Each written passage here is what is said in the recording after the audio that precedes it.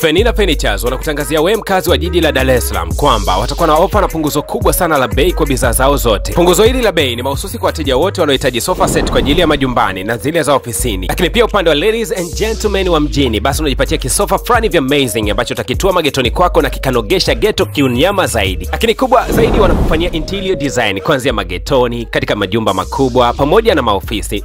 Bwana unangoja nini? Tutembelee sasa Fenina Furnitures kwa ubora wa kazi yako. Na wanakwambia kwamba delivery ni free kwa wakazi wote wa jiji la Dar es Salaam. Watafute sasa kupitia nambari za simu za 0775026557.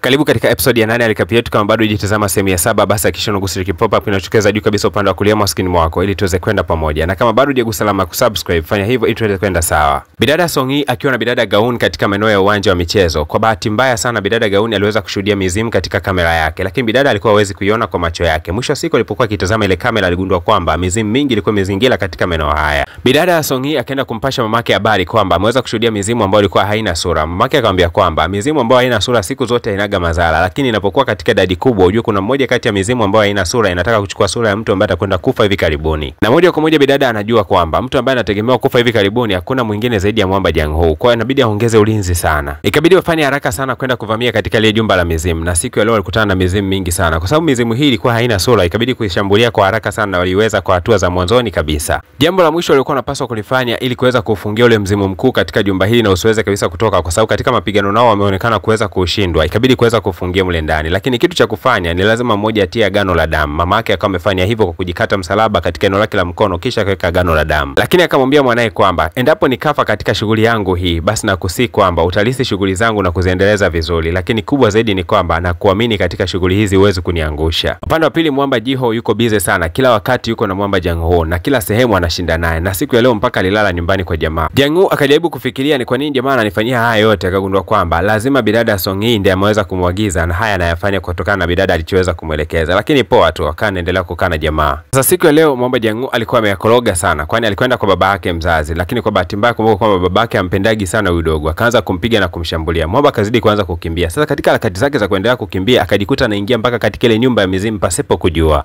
Na ukumbuke ndani ya jumba hili kuna mzimu hatari sana, ambapo mara unapoingia tu basi unakuvaa na kukondoa kabisa ulimwenguni. Na hapa walikuwa wamefunga kwa sababu hawa walishindwa kabisa kupambana na huu mzimu. Baba mtu alipokuwa mlangoni hapa katika jumba hili la mizimu akawa amesita kuingia kwa sababu kuna maandishi ya kwamba usiingie ndani, kuna mzimu hatari. Alipogundua kwamba mwanae amejipeleka mwenyewe katika mzimu, basi ndio akawa amemwacha na kuondoka katika eneo hili. Yani kuna wazee wengine utafikiri hawajatuzaa bana. Hasa naye Mwamba pasipo hata kujua mule ndani huwa kuna kuaga na pete fulani ambao ukiishika tu basi nakuletea madhara. Kweli kabisa akawa ameokota ile pete, lakini alipoweza kuishika tu ule mzimu ukawa umeweza kuingia ndani ya mwili wa Mwamba Jang-ho. Huko shuleni bidada Yang-so akaanza kuona ishara ya kwamba yule mbwa aliyekuwa anapenda sana kukaa jirani na Mwamba Jang-ho, huyu mbwa alikuwa akipiga makelele sana, ishara ya kwamba jamaa alikuwa katika hatari. Moja kwa moja ikabidi kuelekea katika ile jumba la mizimu. Na haka kambwa kakaendelea kubweka kwamba bosi wangu yuko humo ndani, bosi wangu yuko humo ndani. Bidada akabidi kufungua mlango. Alipoingia tu ndani tayari Mwamba alikuwa ameshavamiwa na ile mizimu. Ilipoweza kumuona tu bidada basi ilikuwa imefurahi sana. Sharti la mzimu lilikuwa moja tu. Mzimu ukasema kuwa hauna tamaa kabisa, ila unahitaji kitu kimoja tu, aidha afe Mwamba Jang-ho afe bidada Songi. Lakini Mwamba Jang-ho alipokuwa akizidi kumsogelea bidada akashangaa kuona kwamba bidada alikuwa na nguvu sana, kwa hiyo ikawa ni ngumu sana kuweza kumfanyia jambo lolote. Lakini pia huu mzimu ulipojaribu kutaka kumuua Mwamba Jang-ho ukashangaa kwamba Jang-ho alikuwa na ilizi ndani kama zote. Lakini mbaya zaidi ni kwamba mzimu huu ulikuwa unashindwa kumfanya kitu chochote bidada Songi, kwa sababu siku ya jana ulikuwa unafanya tambiko pamoja na yeye. Sasa unashindwa kuelewa, je, huyu ni adui ama rafiki? Kwa sababu Soko alikuwa amemleta huyu bidada kuweza kumsaidia kufanya tambiko, kwa anahesabika kama na yeye pia ni sehemu ya hii mizimu. Mtu pekee ambaye anaweza kuharibu jambo lote atakuwa ni mwanamke ambaye anafahamika kama Soko, kwa sababu atakapofika katika eneo hili ataiambia mizimu kwamba yeye hana uhusiano kabisa na bidada Songi, na itakuwa ni hatari kwa bidada Songi, kwani anaweza kavamiwa na yeye mizimu na mwisho wa siku itakwenda kumuua. Kwa bidada Songi, kwa sababu naye anahesabika kama familia hawa mizimu, ikabidi kuiambia kwamba anahitaji mizimu iweze kutoka hapa ndani ya jumba. Kwa hiyo mizimu ikawa imetoka kutumia mwili wa Mwamba Jang-ho. Sasa wakati mizimu inaendelea kutoka, kumbe mama yake na bidada Songi alikuwa anakuja katika mitaa hii, akaweza kumuona Mwamba Jang-ho akiwa anakimbia huko anacheka cheka. Kama ameshtuka kwamba hii sio tabia kabisa huyu kijana Jang-ho, kwa sababu mara nyingi sana huyu jamaa yuko serious sana. Kama leo anakimbia huko anacheka cheka, lazima ule mzimu utakupo ndio umeweza kumvaa. Kwa hapa tuwe makini sana. Mwamba Jang-ho akiwa na ule mzimu ndani yake akaanza kukimbia moja kwa moja mpaka katika mitaa, huko Soko akiwakuta wanafunzi wasumbufu shuleni akawa anatembezea makwenzi kama wote, na mwisho wa siku tabia yake ikawa imebadilika sana. Jamaa akawa amemchangamka yani vibaya mno. Hasa Jiho akiwa katika mitaa akaweza kushtukia kwamba tabia ya mwamba ilikuwa imechange sana. Ikabidi kuanza kumpigia bidada Song Hee, lakini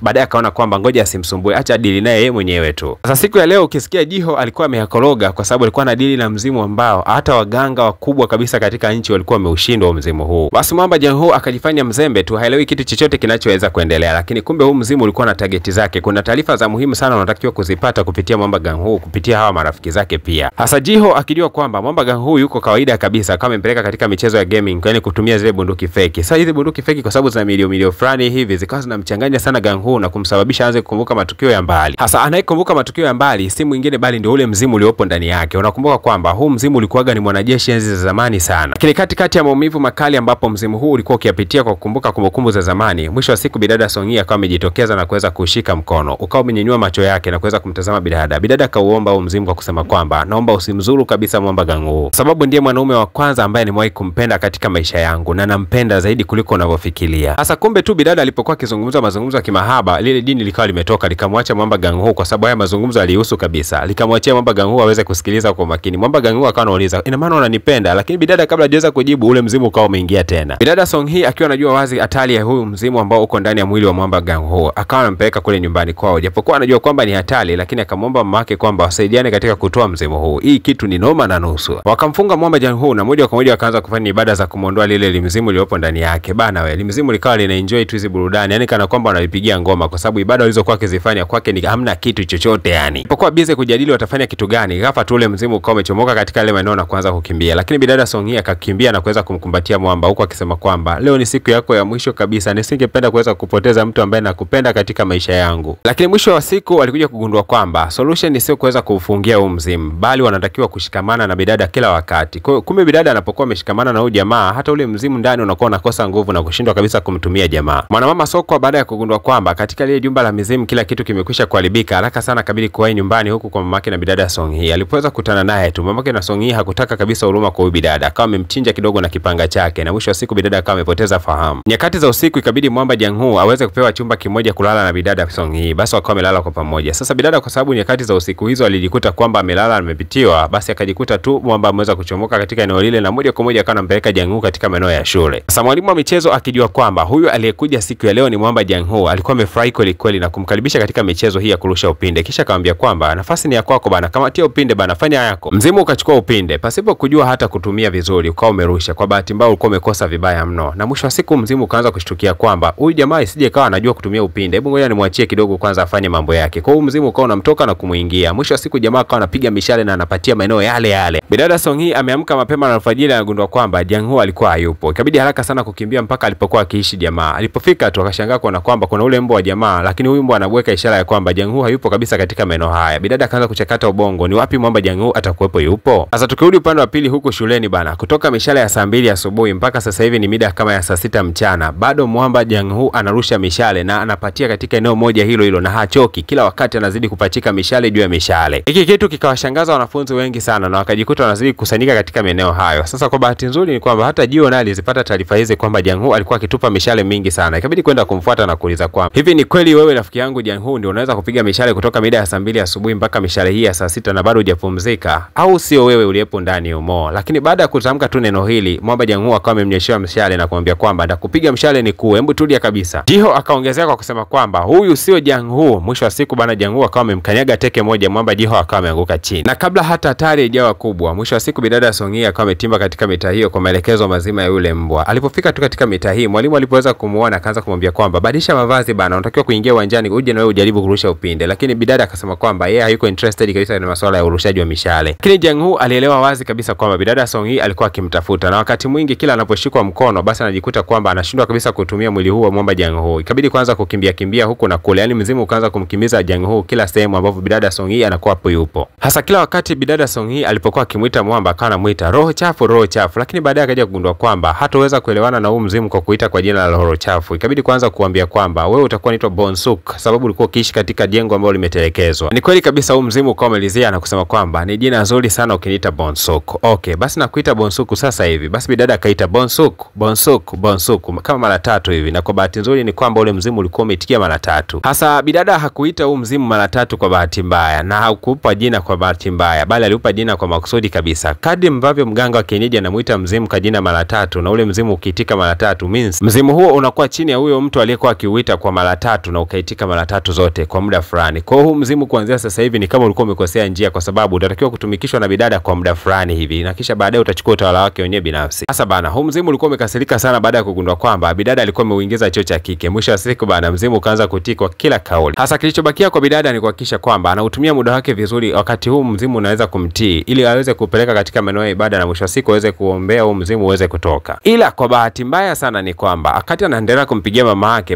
alikuwa yuko busy sana na Sokwa, kwani anataka kumtoa Sokwa ile laana aliyokuwa nayo. Licha ya yote aliyoweza kuyafanya Sokwa, lakini Sokwa ni mganga mzuri sana na anaamini mama yake kwamba pindi atakapokuwa amemtibia Sokwa, basi Sokwa atarudi katika hali moja nzuri sana na kuweza kufanya mambo makubwa mazuri. Dada Song Hee akagundua kwamba kwa wakati huu hana msaada kabisa, kwa sababu mama yake yuko busy na kufanya maibada ambayo hayana umuhimu kwa wakati huu, lakini yeye anaendelea kupambania tu. Episode ya 9 tutakwenda kujibu nini ambacho kitakwenda kujeni. Kusikubaki na mimi, ukiwa unagusa alama ya kusubscribe, kisha tu kama unagusa alama ya kulike mpaka tutakapofikisha like 100, basi episode ya mbele inakuwa imetoka.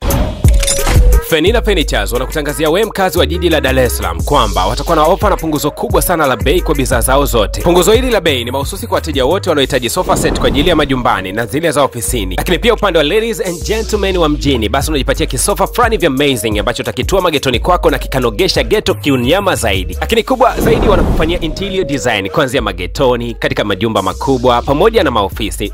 Bwana unangoja nini? Tutembelee sasa Fenina Furnitures kwa ubora wa kazi yako. Na wanakwambia kwamba delivery ni free kwa kazi wote wa jiji la Dar es Salaam. Watafute sasa kupitia nambari za simu za 0775 0265 57.